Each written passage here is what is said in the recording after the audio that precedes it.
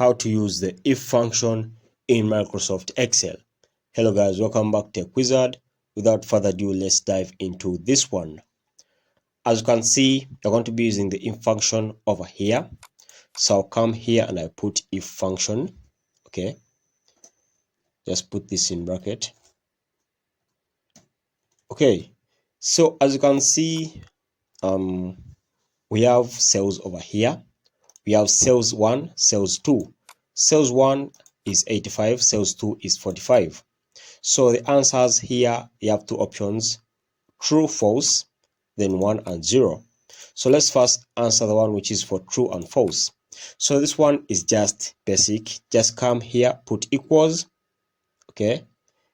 When you put equals, come and highlight the cells 1, put your cursor there. Okay. Then greater than cells 2. Okay, this is our formula. So if cells 1 is greater than cells 2, the answer will either be true or false. If it is true, it will be true. If it is false, it will be false. But logically, this is true because 85 is greater than 45. So you tap on enter, and as you can see, the answer is true. So now using the if function, you're going to either get 1 or 0, not true and false. We shall get 1 or 0. So come here, put in your equal sign. Now prompt the if function like that, equals if, open brackets. First is logical test. So logical test, you put in the same thing you put here. Okay.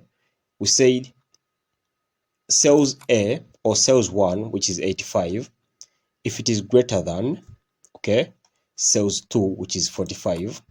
Okay, then you put a comma. If this is true, second step is value if true. If this is true, the answer will be 1. Okay, put a comma. Third step, if this is false, the answer will be 0. Then close your brackets. So this means if cells 85 is greater than cells 2, which is 45, the answer will be 1. And it will be 1 because 85 is greater than 45.